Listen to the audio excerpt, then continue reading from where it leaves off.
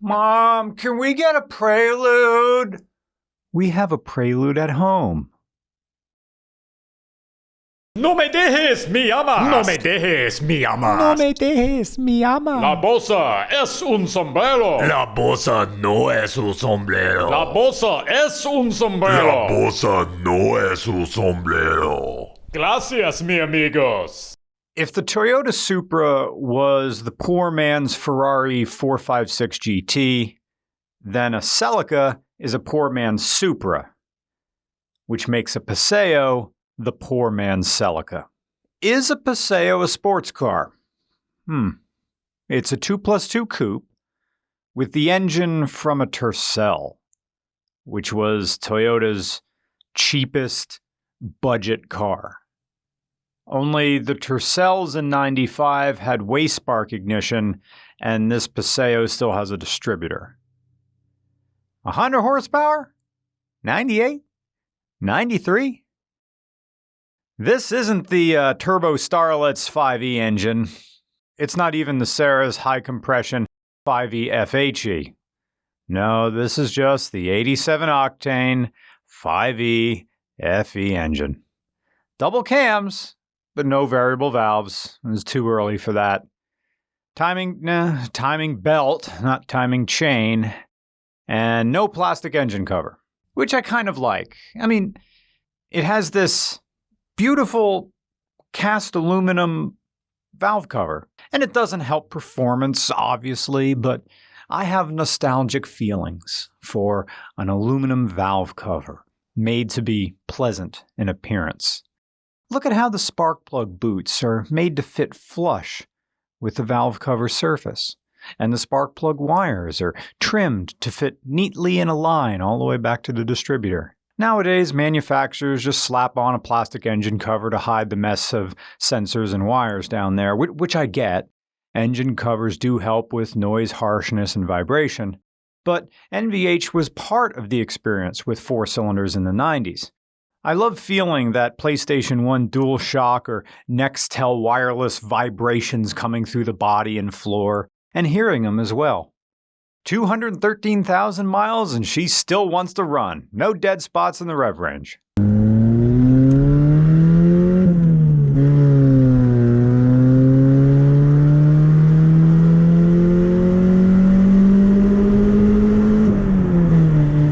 But the 1-to-2 shift is marathonic.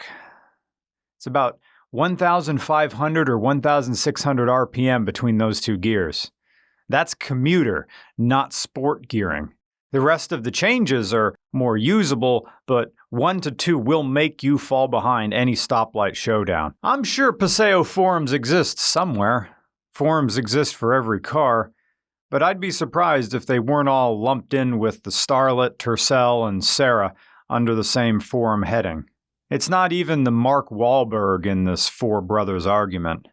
The Paseo is a car that feels like it should fit, while simultaneously being the black sheep of the family. But to what extent is this actually meant to stand out? Is this a sports car? I mean, it's wearing sports car coupe clothes. But this isn't a Mario Brothers situation where putting on special clothes gives you powers. If anything, it draws more attention to all the things you can't do. The frog suit is cool if you're in a water level, but on land, you're just hopping around all slow like some kind of asshole. You ever see The Warriors? Well, the Paseo is that one member of the gang who gets run over by a subway train and is never mentioned again. It's forgotten because this car is forgettable. Toyota started selling these in the States in 1991, only to be discontinued just 6 years later.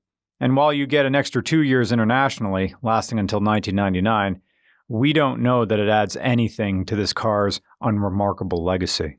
The nomenclature suggests something more exotic than you actually get. Paseo is Spanish for a walk, a stroll, or a ride, depending on what kind of Spanish you're using. Roman says ride, but Roman also says his Spanish is rustier than this Paseo's rear left wheel well. So true numbers for the 1.5-liter 5E FE inline 4 is 100 horsepower at 6,400 RPM and 91 pound-feet of torque at 3,200 RPM. Gas mileage, somewhere in the 30s, mid-30s, which is interesting because my Sarah gets 40 miles a gallon, but the engine itself makes like 8 more horsepower for high compression that needs 91. So the 5EFHE engine in the Sarah is like, yes, it's a little bit more powerful, but not, and it revs a little bit higher. But gosh, this is the whole lineage. This is the end of the 5E engines. When this was done, they went to, they brought out the VVTi that debuted in the Echo. And then that was just the end of the beginning end of the high revving. Oh, right. What am I talking about? You still have the 1ZZ and the 2ZZ engines. Anyway, I'm getting off track. The 5EFE is reliable enough and good on fuel. Peter was this car's second owner, but he sold it to his girlfriend's son until the son decided he wanted a truck instead, at which point Peter bought it back. And over the course of this car's life, it's received extensive maintenance. There were some hiccups along the way. A mechanic removed the dash to flush out the heater core, but forgot to put the radio back in, so Peter just got an aftermarket radio. And he's tried to treat the rust in various ways, which doesn't seem to be working. The 5EFE is leaking oil around the camshaft bearings. In some ways, you can call this a sports car in the same way a guy in a "if you ain't Dutch, you ain't much" shirt is the height of Pennsylvania fashion. Yes, this is a recognizable look. You put together a rural Pennsylvania fashion show, and I guarantee at least one person is making a tuxedo out of eviction notices. A Paseo is where the body is discovered in every true crime podcast. They were cheap cars. They're found burnt to ashes with the remains of a missing dental hygienist accused of tax fraud. But after the ads for security systems and weight loss apps, you'll find out he faked it all. And the body was a Chevy bro he lured into the Paseo with promises of free stick-on hood vents for his Cobalt SS. Did the Paseo really get a fair shake? It's a sporty-looking car at the bottom of the barrel, at the bottom of a cast-iron pan. You're just scraping up the little burnt pieces of bacon. If every car were judged on its merits, car culture would be much different and a less contentious scene, because subjectivity would melt away quicker than the patience of a "I'll just do it myself" Dan with his project cars he expects everyone to help him build for no compensation. Objectivity would put its boot on the neck of opinions like "fuel additives help throttle response," or that "fuel line magnets make car go better." Neither of them do anything. Stop listening to companies with miracle products that trick you out of doing routine maintenance. Don't buy blended synthetic oil. You know what the criteria is for blended synthetic oil? I learned this from Noosh. You can have like 6 quarts of conventional oil and just put a little jizz load of synthetic in it, and then you can put blended synthetic on it. Technically, it's true. Look, we don't live in a world of objectivity. We never have, and car culture is entirely subjective and subordinate to whatever catches on, whether good or bad. In the game of automotive tribalism, fitting in is more important than being right. And that's why these Paseos were modded like crazy in the early 2000s. Everybody saw The movie. and then everybody ran for their short ram intake and their Altezza taillights, only to realize this is not a Prelude. It was never meant to be one.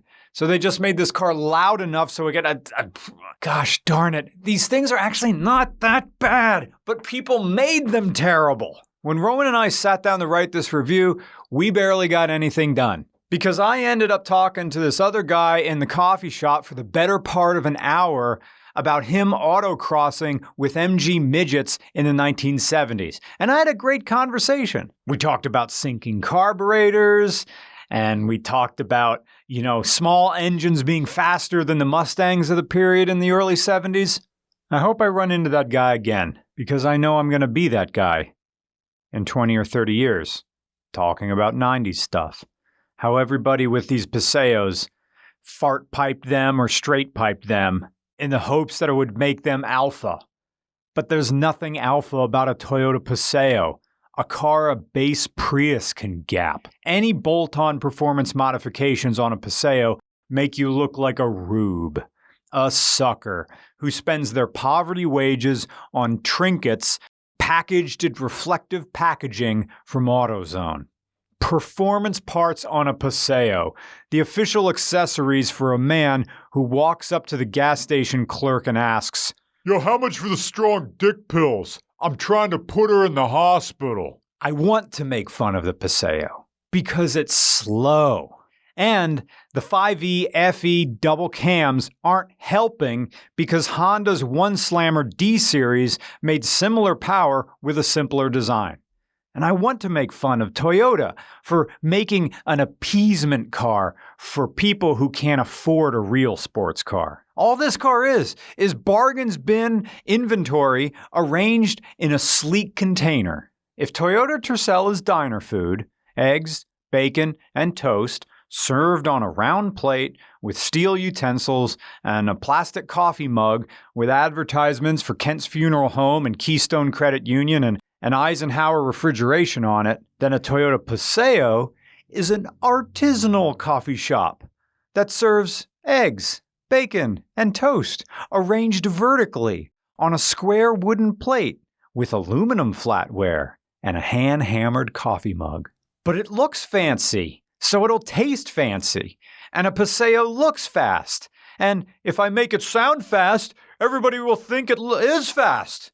I'm going to take the air box off and pipe clamp an air filter to the throttle body and claim that my new idle problems are because I up the power to the high end. I'm going to lean way down, but the seat doesn't go down, so I'm going to lean way back.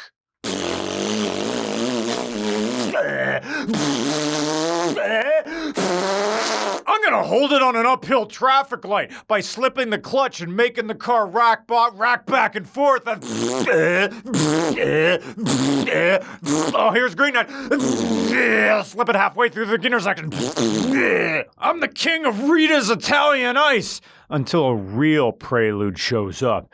And then I'm gonna sag my dickies more and call the Prelude driver a rich kid when he's out of earshot. I'm gonna get back in my Paseo. Here I go. It's fast! It's fast! It's fast! It's fast because I drive it fast! I'm faster than Preludes because my rival didn't have the balls to do 90 through a double-blind intersection. Therefore, my Paseo is faster! But a Paseo is not fast. A Paseo is not fast. And that's okay, because a Toyota Paseo achieves what the current Toyota Corolla hatch can't. Be fun at 50 miles an hour. And for that, the Toyota Paseo earns the right to be called a real sports car. Yes, despite everything, despite its slow engine, its antiquated technology, and its bargain bin makeup, when you're driving one of these, you're driving a real sports car. Yeah, man, wider tires than you'd think. This is the only really sharp corner. It's fine. No drama. I never took the corner that hard in this car. Really? Really? I just commute to work with it. I drive to work and I drive home. That's why I bought it. This old Paseo is wearing sports coupe clothes, the black sheep of the family Toyota. It has a 5MT, doesn't matter, not really, 'cause the road to hell's paved with good intentions. But here's a song though, for this Paseo.